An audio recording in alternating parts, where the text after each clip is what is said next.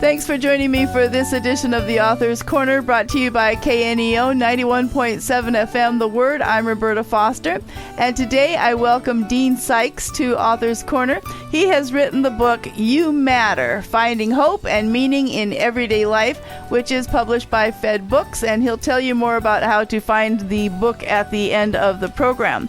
Let me tell you a little bit about Dean. Since January 1993, he has dedicated himself to spreading messages of hope, traveling extensively to high schools, teen challenge centers, and prisons across the United States and internationally. To date, he has participated in over 4,200 events, delivering the empowering You Matter message to millions of teenagers. In addition to his outreach initiatives, Dean hosts You Matter Television, a national broadcast, and engages with millions on social media annually. And he has written 32 books that serve as resources for teenagers and their families. Dean, thank you so much for being with us today on Author's Corner. I am so happy to be here. Thanks for this opportunity. Okay, so you've written 32 books. Out of all of those books, you still came up with more material to write You Matter. Tell us about how that came to be. Yeah, we have invested our lives into sharing our message of hope with teenagers who come from all walks of life, and by also reaching their parents and their families. And I was, our campaign is called You Matter, and I had just finished writing a book, and we were I literally had just finished. And about a week later, I just had this strong impression in my heart that I was supposed to start writing again. And I knew when I started, I sat down and just began to unpack what You Matter is all about. The book itself, I knew it would become the legacy book of our outreach. This book is the reason that our outreach exists. In the book, I share my story, my testimony, if you will, what happened to me in my life. I share the truth that your life does matter. But then I go into great detail and really unpack, in my view, why you matter. And we're seeing just tremendous results with it already, and we're very, very excited about it and grateful for it. One of the things that you bring out is the issue of youth mental health crisis that we're in today. How would you describe that situation, that problem that we're having today? Yeah, it's serious. In my view, based on what I see, it's cratering on epidemic. That said, there are a lot of wonderful teenagers out there doing great things with his or her life, but I also see that every day in America, 5,600 people attempt suicide. Mm-hmm. In an arena that seats 12,000 people, that arena would fill up every 2.5 days with teenagers who in the previous 60 hours bought the lie. In large measure, in what we see, we've done over 4,300 events now, and the vast majority, probably over 4,000 of those are high schools. And what we're seeing in schools are teenagers who are literally addicted to social media, and they're finding their perceived value, if you will, in social media and in what's happening there. And what I tell students, and what I would love to share with your audience, is if you're still counting your likes, you have no idea how much you're loved. Because today, the person who likes you on social media, you say one wrong thing, they're going to cancel you tomorrow. And in the last 25 months, we've had 165 million views of our videos on social media. Very thankful for that. But notice I said views, not likes. I never look at the likes. I just look at how many people are actually watching. And so the average teenager will spend up to 9 hours a day on his or her phone every day. So yeah, the screen time in the average youth is just horrendous. How are we going to get parents to realize that they need to do something to engage their young people? Well, that's a great, great question. And one of the things that I share with parents is start by turning your phones off. Yeah. I mean, what if you just took an hour at the dinner table, and all of you were sitting around the table, and a lot of parents look at me like I'm from Mars. They're like, well, I don't know what I would even say. I don't know how to talk to my kids. I'm like, well, ask questions. How was your day today? For when our kids were growing up in my home, my wife and I would ask this. We played the high-low game. What was your high today? What was your low today? What made it your high? What made it your low? And one of the things that I've learned about teenagers is teenagers don't necessarily want to talk, but they desperately need to be heard and seen. And if they don't feel seen and if they don't feel heard, then they migrate towards this whole very dark place where they do not believe their lives matter, and that's a dangerous place to live. Mm-hmm. Absolutely. So, You Matter as a title of your book, that's, I'll pose it as a question. Is that the root of the problem of our teen mental health problems? Is that they don't see themselves as valuable or that they matter? Yeah, it's a big component, and it's driven by a lack of vision. Without vision, people perish. Sure. And so, but with a vision, you could literally transform society as we know it.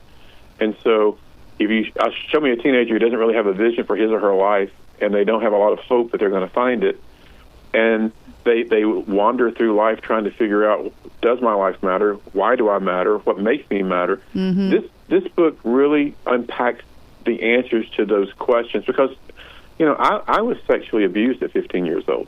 I failed PE in high school, not because I wasn't athletic. I played quarterback, taught tennis, and played golf. I wasn't going to get hurt again. I lied more than I told the truth. My entire life was built on this false narrative that, of lying because I didn't like me. And if I didn't like or love myself, how could I like or love anyone else? Mm-hmm. And so it's interesting, in a very unique way, I believe that what we overcome in life oftentimes becomes our platform. Sure. And for me, I didn't think I mattered. So I now invest my life, literally for the last almost 3.5 decades, every day of my life, sharing with people that your life does matter. We've had 156,000 suicides stopped that we know about after hearing this message. Wow. So we're just really grateful for the opportunity to get to stand in front of a lot of students and share this. Absolutely. Well, let me remind the listeners I'm talking today with Dean Sikes regarding his book, You Matter, Finding Hope and Meaning in Everyday Life, which is published by Fed Books. You're listening to Author's Corner, and I'm Roberta Foster. Okay, so why don't you just give us a summary of the book? Tell us why you wrote it and what's in there that's going to help people. Well, I wrote it because I saw a need that people needed to believe the truth, that each life does matter. Mm-hmm. Inside the book is my personal story where I talk about how I was sexually abused. I talk about how there was a day where I was used to help my mom when she was she was attempting suicide. And I got her to a hospital, and I saw what I would call a miracle happen. I talk about, I share in the book that your life does matter, but then I go to the Bible, Job chapter 33, verse 4. There are 16 words in that verse that changed and transformed my life forever. And I unpack those 16 words in a very simple way. The book's 104 pages long. People can read it in an hour, hour and a half. Mm-hmm. And we're just hearing some wonderful responses from those who have already gotten in and read it. And it's a book that is so simple. And, there's a lot of people out there who go, well, you're oversimplifying this. And I always go, thank you for noticing that. Yes, that's by design. Mm-hmm. Because, teenagers, again, they don't want to be seen. They want to be heard. They want to be understood. Mm-hmm. They want to know that their life matters. And this book is not just for the teenagers out there. It's for those adults who maybe were broken as teenagers and grew into a place of brokenness as adults, and they're trying to figure out why life hasn't turned out the way they thought it could or would or should have. Mm-hmm. And it's also for those people who just maybe have a real heart for young people who want to get a copy and go, hey, I want you to see this for yourself. Mm-hmm. Well, part of your message that you deliver in groups or through your book is that God has never made a mistake. And yet that is definitely one of the issues in our young people's minds today, isn't it? And so tell us how in the book you cover that topic.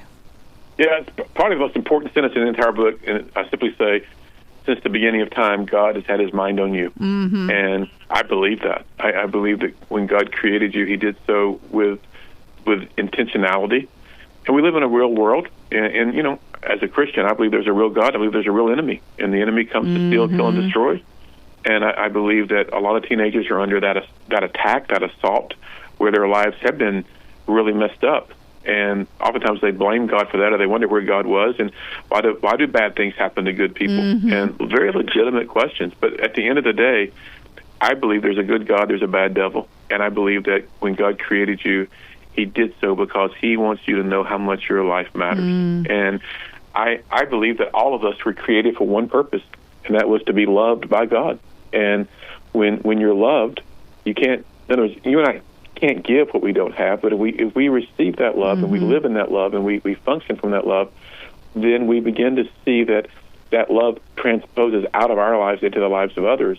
And when others feel like they're loved and that their voices are heard and they're seen, they begin to more greatly understand and more fully embrace the truth that they really do matter. And that's what this book is all about. Okay, so why don't you share with us about the emotion of shame and how that affects our belief in whether we matter or not? Sure. The day I was sexually abused was a Wednesday afternoon at about 3:45 in the afternoon. After it was over, I went to church, had dinner, went to a class, went home, looked in the mirror, and for the first time in my life, what I saw was, I didn't see me, I saw shame, I saw brokenness. And I had done nothing wrong. No. But in that shame and in that brokenness, my life took a tailspin because I wrongly believed the lie that I was broken. There wasn't any, I brought nothing to the table anymore. All the potential that I thought I had was suddenly in a moment's time eradicated from my life. I made a vow: I'll never tell anyone what happened to me. Well, 22 years later, and I talk about this in the book, I walked down aisle 21 at a Home Depot with two of my kids, turned right, and I walked right into the person who had sexually abused me. And this is the takeaway that I share in school is if you don't deal with your emotions will deal with you. They don't just magically disappear. And so I had to come to a place of humility and brokenness and willingness to say, I need some help. Okay. And the vow that I made that I would never tell anyone what happened to me, when I got that help and I actually forgave the person who had hurt me, that story now is told every single day of the year, either on television, on social media, through the book, on stages. The thing that I overcame became my platform. Amen. But it was driven by a place. I went from shame to forgiveness. Yeah. And when I forgave, I got free. Amen. Amen. Numerous times in talking with various authors, the word forgiveness has been coming up frequently this year, and so it's obviously a word that has to get into the hearts and minds of people of the importance of being forgiven and forgiving others that have hurt us. And so I'm thankful that you've included all of that in your book. I'm talking today with Dean Sikes. His book is called You Matter, Finding Hope and Meaning in Everyday Life. So before our time is up, Dean, tell our listeners how they can find out more about your book and your ministry. Sure. The book is the easiest way to find it is that on Amazon. You can just do a search for You Matter and put my name in there. Or you can go to our website, You Matter, youmatter.us. It tells the whole story. The book is there front and center, and you can order directly from there if you'd like. Okay. So one more time, the book today is You Matter, Finding Hope and Meaning in Everyday Life, and I've been talking with Dean Sikes. We certainly thank you for sending us a copy of this book and for sharing your heart with our listeners today, Dean. Well, thank you so much. This was easy because you are an easy person to talk with, and I appreciate it. I appreciate that. To our listeners, if you missed any part of today's interview or would like to hear it again, you can now find it on your favorite podcast platform or through kneo.org. And if a teen comes to mind, send them that link.